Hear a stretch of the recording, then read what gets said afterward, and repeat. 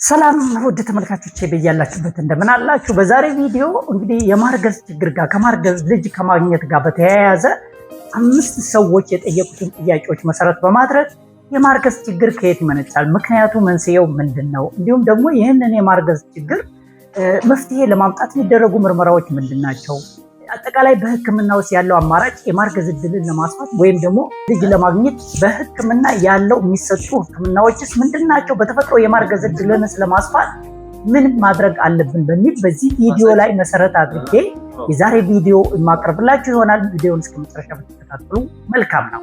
በመጀመሪያ ደረጃ እንግዲህ የመጀመሪያው ጥያቄ የጠየቀችውን ጥያቄ አቀርባለሁ። የመጀመሪያው ጥያቄ የጠየቀችው የመጨረሻ ልጃችን ከወለድን በኋላ 5 ዓመት አለፈን፣ ነገር ግን ልጅ ልናገኝ አልቻልንም። ምክንያቱ ምንድነው? መፍትሄውስ ምንድነው? የሚል ነው። ሁለተኛው ጥያቄ ደግሞ ከተጋባን 6 ዓመት አለፈን፣ ነገር ግን ብዙ ጊዜ ሞከርን፣ ልጅ ልናገኝ አልቻልንም። ምንድነው ምክንያቱ? ምንድነው መፍትሄውስ ምንድነው? የሚል ሁለተኛ ጥያቄ ጠይቃለች። ሶስተኛው ጥያቄ ደግሞ መርፌ መከላከያ እጠቀም ነበር፣ የመጨረሻውን መርፌ ከወሰድኩ በኋላ 1 ዓመት አለፈኝ፣ መከላከያ መጠቀም አቁሜያለሁ። መርፌ ነበር ስጠቀም የነበረው አቁሜያለሁ፣ ነገር ግን ላለፉት 1 ዓመት ብሞክርም ልጅ ላገኝ አልቻልኩም። ምንድነው ምክንያቱ? መከላከያ እርግዝና ይከለክላል ወይ? የሚል ሶስተኛዋ ጥያቄ ጠይቃለች ማለት ነው። ሌላዋ ጥያቄ ደግሞ ውርጃ ገጠመኝ፣ ውርጃ ከገጠመኝ በኋላ ነው ልጅ ማግኘት ያልቻልኩት። ውርጃ ከገጠመኝ 2 ዓመት አልፎኛል፣ ልጅ ያላገኘሁት ለምንድን ነው? ውርጃ ከተከሰተ በኋላ እርግዝና ይከለክላል ወይ? የመጨረሻዋና 5ኛዋ ጥያቄ ደግሞ ባለቤት የሚኖረው ውጭ ነው፣ አልፎ አልፎ ግን ይመጣል፣ እርግዝና ሊፈጠር አልቻለም። እንግዲህ እነዚህን ጥያቄዎች ውድ ተመልካቾቼ በምለቃቸው ቪዲዮዎች፣ ከዚህ በፊት በሰራኋቸው ቪዲዮዎች በኮሜንት የማገኛቸው እንዲሁም ደግሞ በቀጥታ ስልክ እየደወሉ እንዲህ አይነት ጥያቄዎችን ይጠይቃሉ። ስለዚህ እነዚህን ጥያቄዎች ሰብሰብ አድርጌ ብመልስ የብዙ ሰዎች ጥያቄ መልስ ሊመልስልኝ ይችላል ብዬ በማሰብ በዛሬ ቪዲዮ በመጀመሪያ ደረጃ የማርገዝ ችግር ምንድነው መንስኤው፣ በመቀጠል ደግሞ የሕክምና አማራጮችንና አጠቃላይ የማርገዝ እድላችሁን በተፈጥሮ ከፍ ለማድረግ ምን ማድረግ አለባችሁ በሚል ትኩረት አድርገን የምንነጋገር ይሆናል ማለት ነው።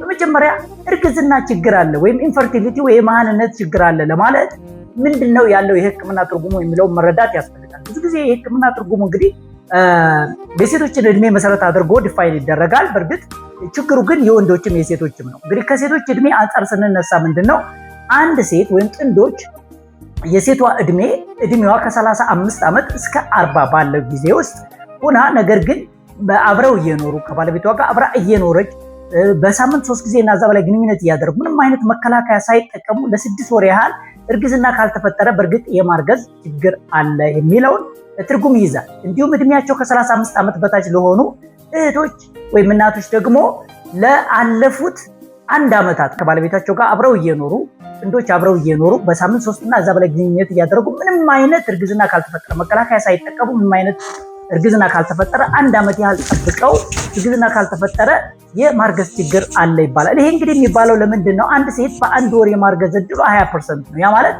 100 ሴቶች በ1 ወር የወር አበባ ወይ አንድ ሳይክል ማለት ነው በ1 ወር የማርገዝ እድላቸው 20% ነው። ከ100 ሴቶች በ1 ወር ውስጥ የሚያረግዙት 20ዎቹ ብቻ ናቸው። ስለዚህ አንዳንዶቹ ለምሳሌ ከተጋቡ በ1 ወር ውስጥ ሊያረግዙ ይችላሉ፣ ሌሎቹ በሁለተኛ፣ ሌሎቹ በ3፣ ሌሎቹ በ6 ወር እያሉ እስከ 1 ዓመት ድረስ መጠበቅ የሚገባቸው ይሆናል እንደ እድሜያቸው ሁኔታ። ስለዚህ ይሄ ነው ዲፊኒሽኑ የተሰጠው ወይም ትርጉሙ የተሰጠው ማለት ነው። ስለዚህ ቢያንስ 6 ወር አካባቢ እስከ 60% ገደማ የሚሆኑት ሴቶች ልጅ ሊያገኙ ይችላሉ። በ1 ዓመት ደግሞ 80%፣ በ2 ዓመት እስከ 90% የሚደርሱ ሴቶች ልጅ ያገኛሉ ተብሎ ይጠበቃል። ስለዚህ እድሜያቸው ከ35 ዓመት በታች የሆኑ እህቶች 1 ዓመት ያህል ጠብቀው እርግዝና ካልተፈጠረ መከላከያ ሳይጠቀሙ ከባለቤታቸው ጋር የኖሩ በሳምንት 3 ጊዜ ግንኙነት እያደረጉ ካልተፈጠረ ችግር አለ ብሎ ወደ ሕክምና ተቋማት መሄድ ያስፈልጋል። ነገር ግን ከተጋቡ በ1 ወር በኋላ ወይ በ2 ወር በኋላ ወይ በ3 ወር በኋላ እርግዝና አልተፈጠረም ማለት ይህን ትክክለኛ ትርጉም ስለማይሰጠው መጠበቅ ይኖርባቸዋል ማለት ነው። እንዲሁ ደግሞ እድሜያቸው ከ35 ዓመት እስከ 40 ዓመት ያሉት ደግሞ ቢያንስ 6 ወር መጠበቅ ይኖርባቸዋል። በጣም ጥሩ። ይህን ትርጉም ከሰጠን በኋላ እንግዲህ ራሳችሁን በዚህ ካታጎሪ ውስጥ ሆናችሁ እርግዝና ከሌለ ወይም የልጅ ማግኘት ችግር ከሌለ ምክንያቱ ምንድነው፣ መንስኤው ምንድነው የሚለውን ነገር ላይ እንነጋገራለን። የመጀመሪያው እንግዲህ ይሄ ችግር ብዙ ጊዜ ከሁለቱም ጾታዎች ከወንድም ከሴቱም ችግር ነው የሚከሰተው። ብዙ ጊዜ ሴቶች ናቸው ስልክ የሚደውሉት። እኔም በተደጋጋሚ ጊዜ ወደ እኔ ስልክ የሚደውሉት ኮሜንት የሚያደርጉት ሴቶች ናቸው። ግን ችግሩ 50% ወይም ግማሽ ያህሉን የወንዶች ችግር መሆኑን መረዳት ያስፈልጋል። በዚህ አጋጣሚ ወንዶች ሴቶችን ልትረዷቸው ይገባል። ምርመራ እኩል ነው መመርመር። ወንዶችም ሴቶችም እኩል ቁጭ ብለው በሕክምና ፊት መመርመር ያለባቸው። ስለዚህ የመጀመሪያ ከወንድ አንጻር ያለውን ችግር እንመለከታለን።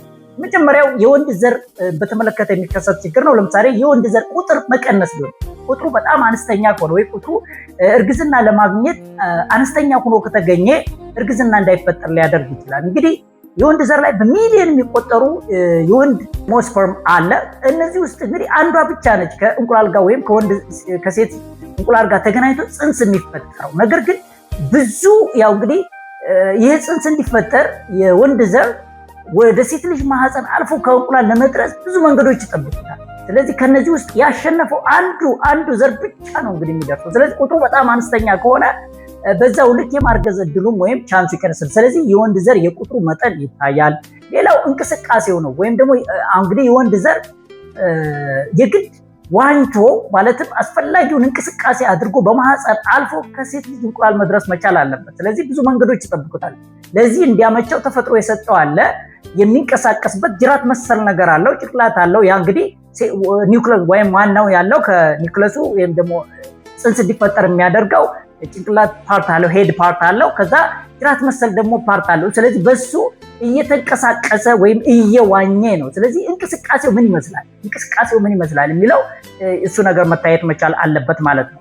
በሶስተኛ ደረጃ ቅርጹ ምን ይመስላል መባል ጤናማ የሆነ ቅርጽ ያለው ጭንቅላቱ ያለው እንዲሁም ደግሞ ጅራት መሰል ነገር ያለው ሆኖ በስነ ስርዓት እንደዚህ አይነት ጤናማ የሆነ ቅርጽ ከሌለው ራሱ ጽንስ እንዳይፈጠር ሊያደርግ። ስለዚህ እንቅስቃሴው ይታያል፣ ቁጥሩ ይታያል፣ ቅርጹ ይታያል። ስለዚህ አጠቃላይ የወንድ ዘር ምርመራ ተደርጎ እነዚህ ፓራሜትሮች መታየት አለባቸው። እነዚህ ልኬቶች ታይተው ችግር አለ ችግር የለም ተብሎ እንደ ችግሩ መፍትሄ መሰጠት ይኖርበታል። ሌላው የሆርሞን ችግር ሊኖር ይችላል። ወንዶች ላይ የሆርሞን ችግር ከጭንቅላት የሚመነጩ ሆርሞኖች አሉ።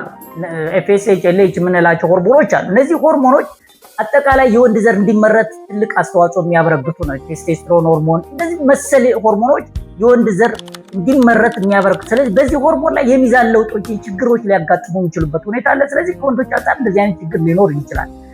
ሶስተኛው እና የመጨረሻው ደግሞ ከወንዶች አንጻር የሚያጋጥመው ችግር የዘር ምርቱ ከተመረተ በኋላ የሚያልፍባቸው መስመሮች ችግር ሊኖር ይችላል። በፊት በነበረ ሰርጀሪ ወይም ደግሞ በተለይ በዘር ፍሬ አካባቢ በገጠሙ ኢንፌክሽን ችግሮችና ሰርጀሪ ምክንያት የወንድ ዘር ከተመረተ በኋላ ወደ ሴት ማህፀን ለመግባት ችግር ሊያጋጥም የሚችልበት ሁኔታ ይኖራል። መስመሩ ሊዘጋ የሚችልበት ሁኔታ ሊኖር ይችላል።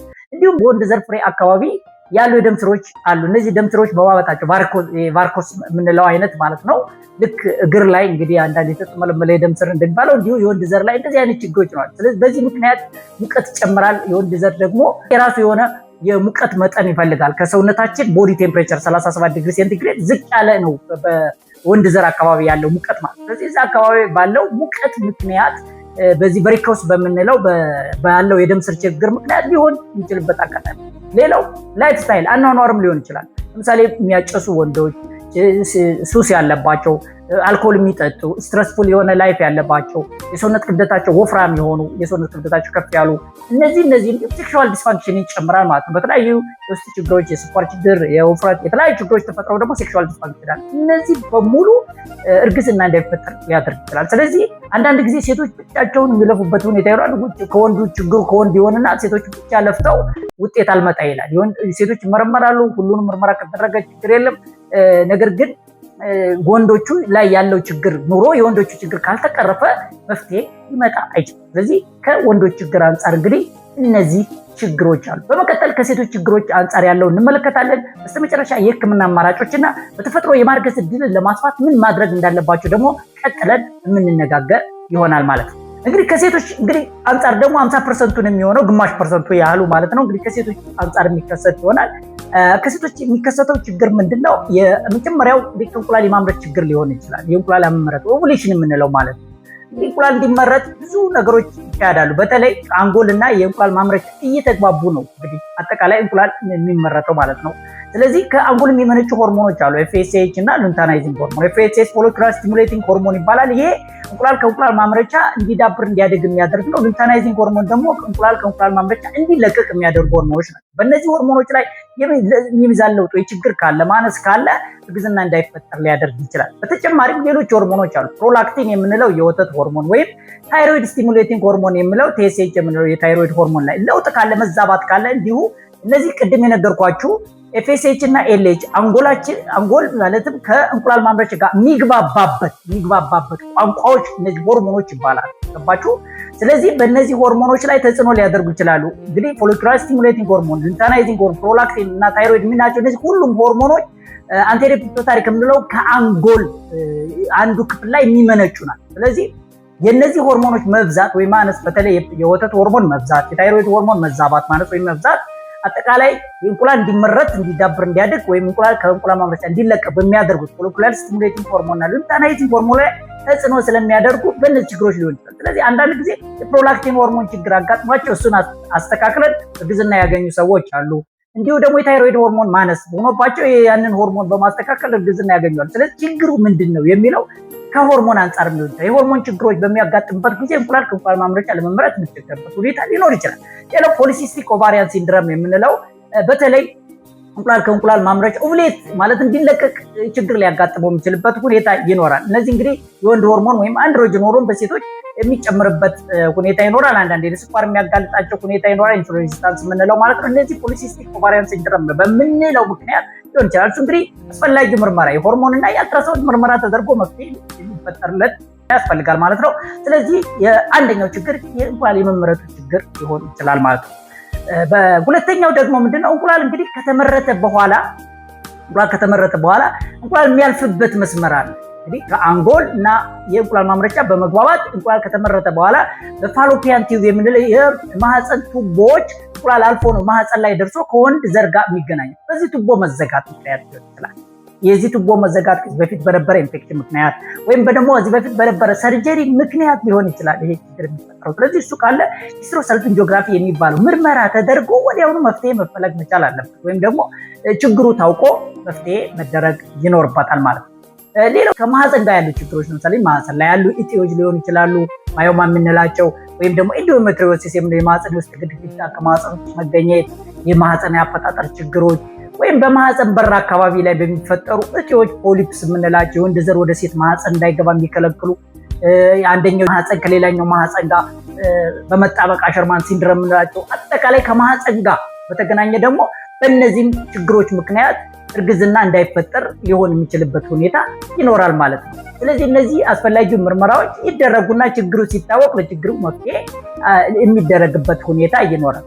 ሌላው የሰውነት ክብደት መጨመር ወይም መቀነስ፣ በጣም ቀጭን የሆኑ ሰዎች በተለይ ቦዲ ማስ ኢንዴክሳቸው ከ18.5 በታች የሆኑ ማለት የሰውነት ክብደታቸው ለቁመታቸው ስኩዌር ተደርጎ ሲካፈል ያለው ቀጭን የሆኑ ሴቶች የማርገዝ ዕድል ሊያጋጥማቸው ይችላል። ስለዚህ ያንን ለማስፋት የሰውነት ክብደት የተወሰነ ከፍ ማድረግ መጨመር፣ እንዲሁም ወፍራም የሆኑ ሴቶች ደግሞ የሰውነት ክብደታቸው በተለይ ቦዲ ማስ ኢንዴክሳቸው ማለት ክብደታቸው ለቁመታቸው ስኩዌር ሆኖ ሲካፈል ከ25 በላይ ይሆናል።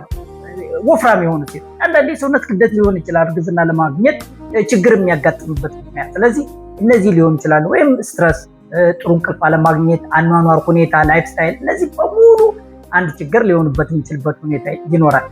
ሌላው ከሴቶች አንጻር የሚያጋጥመው እድሜ እየጨመረ በሄደ ቁጥር በተለይ እድሜ ከ35 አልፎ ወደ 40 እየጠጋ በሄደ ቁጥር የዘር ቁጥር ይቀንሳል በተፈጥሮ። አንድ ሴት ስትወለድ በሚሊዮን የሚቆጠሩ እንቁላሎችን ይዛ ትወለዳለች። ከዛ በኋላ በጊዜ ሂደት እንግዲህ እነዚህ እንቁላል ቁጥራቸው እየቀነሰ አጠቃላይ በህይወት ዘመኗ ሁሉ እነዚህን እየጨረጨረች ወይም ደግሞ እየመነዘረች የምትጠቀም። እነዚህ ሁሉ ችግሮች በሕክምና ቀርቦ ምርመራ አድርጎ ቶሎ መፍትሄ መሰጠት አለበት። ጊዜያችሁን መቆጠብ አለባችሁ። ጊዜያችሁን አንዳንድ ዝም ብሎ የመጠበቅ ነገር ይታያል። ያ በዛ መንገድ ላይመጣ የሚችልበት ሁኔታ ይኖራል። ስለዚህ እነዚህን ችግሮች ለመቅረፍ ወደ ሕክምና ተቋማት በመምጣት አስፈላጊው ምርመራ በማድረግ ወደ መፍትሄው ቶሎ መሄድ ጊዜያችሁ እንዲቆጠብላችሁ ሊያደርግ የሚችልበት ሁኔታ ይኖራል። መከላከያ በእርግጥ የመርፌው የተወሰነ ጊዜ ሊያዘገይ የሚችልበት ሁኔታ ከ6 ወር እስከ 1 ዓመት አንዳንድ ጊዜ የሚያዘገይበት ነገር ይኖራል። ፈጽሞ የሚከለክልበት ነገር የለም። እዚህ ውጭ ግን በሚዋጥ መልክ የሚወስዱ ሰዎች አሉ። ለምሳሌ ቾይስ ምናምን እነሱ በአንድ ወር ውስጥ እርግዝና የሚመለስበት ሁኔታ ባቆሙ በአንድ ወር ውስጥ እርግዝና ይመለሳል። በማህፀን የሚቀመጡ በክንድ የሚቀመጡ እነዚህ አብዛኛዎቹ መከላከያዎች በተወሰነ ጊዜ በ2-3 ሳምንት ውስጥ አንድ ወር ቢበዛ በአንድ ወር ውስጥ ባቆሙት በአንድ ወር ውስጥ እርግዝና ወደ ነበረበት ማለት የፈርቲሊቲ የማርገዝ ዕድሉ የሚመለስበት ሁኔታ ይኖራል። ስለዚህ አጠቃላይ ትንሽ የመርፌው ሊያዘገይ ቢችልም ሁሉም መከላከያዎች በሚባል ደረጃ ግን እርግዝና የሚከለክሉ አይደሉም። ካቆማቸው በኋላ ማለት ነው። ካቆማቸው በኋላ የማርገዝ ዕድላቸው ወደ ነበረበት የሚመለስበት ሁኔታ ይኖራል ማለት ነው። በጣም ጥሩ።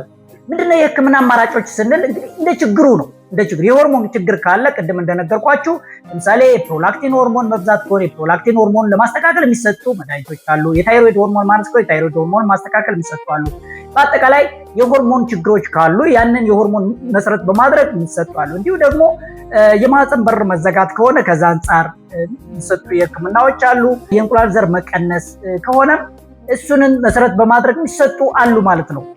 እንግዲህ ዶነርስ ለምሳሌ ምንም አይነት ሪዘርቭ ከሌለ የእንቁላል ዘር ሙሉ በሙሉ የለም ከተባለ በዶነር የምንለው እንግዲህ በእኛ ሀገር ያለው ገና በዚህ ህክምና ላይ ያለው ኤሪያ ገና ካድም ምንም ገና ያገኙበት ሁኔታ ላይ ነው። ግን ዶነር ተብሎ ከሌላ ሰው እንቁላል መውሰድ በሌሎች ሀገሮች እንደዚህ አይነት እንትኖች አሉ።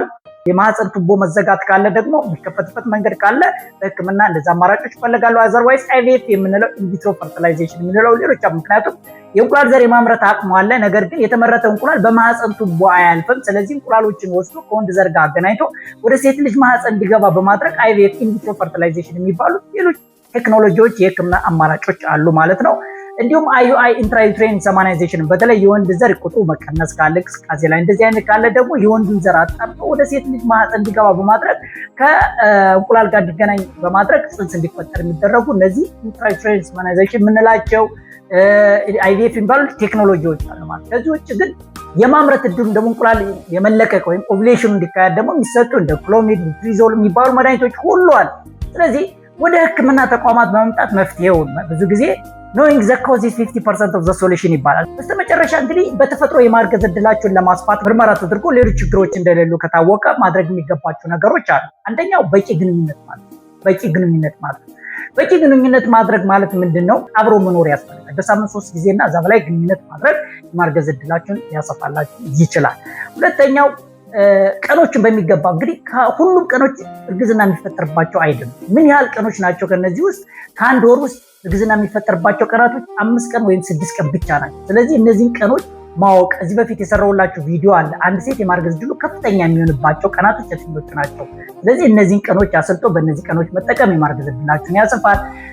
ሌላው አንዳንድ ቫይታሚኖች፣ ሰፕሊመንቶች ይሰጣሉ። የማርገዝ ዕድላችሁን ለማስፋት የሚሰጡ ቫይታሚኖች አሉ። በተጨማሪ ደግሞ አመጋገባችሁን ጤናማ ማድረግ፣ የአትክልትና ጤናማ የሆኑ ምግቦችን መመገብ፣ ጥሩ እንቅልፍ መተኛት፣ ስትረስ መቀነስ፣ እነዚህ ሁሉ በተፈጥሮ የማርገዝ ዕድላችሁን ለማስፋት በጣም የሚጠቅሟቸው ነገሮች ናቸው። የሰውነት ክብደታችሁን ማስተካከል፣ በተለይ ወፍራም የሆኑ መቀነስ፣ የሰውነት ክብደት በጣም አነስተኛ የሆኑ ደግሞ የሰውነት ክብደታቸውን መጨመር፣ እነዚህ ሁሉ ነገሮች በተፈጥሮ የማርገዝ ዕድላችሁን ይጨምራል። በጣም ጥሩ ውድ ተመልካቾች፣ እንግዲህ ከዚህ አንጻር ጥያቄ የጠየቃችሁ ለእናንተን መልስ ይሆናል በማለት ነው የዛሬ ቪዲዮ ከእርግዝና የማርገዝ ችግሮች ምንድናቸው? መንስኤዎች ምንድናቸው? ህክምና አማራጮች ምንድናቸው? እንዲሁም ደግሞ በተፈጥሮ የማርገዝ ዕድላችሁ ውስጥ ምን አለ የሚለውን ብዙ ጥያቄዎች ከጠየቃችሁት አንጻር በመነሳት እዚህን ምላሽ ሰጥቻችኋለሁ። አይሆፕ የሚጠቅም መረጃ እንዳገኛችሁ እረዳለሁ። በቀጣይ በሌላ ቪዲዮ እስክንገናኝ ድረስ ሰላምና ጤና እናንተ ጋር ይሁን።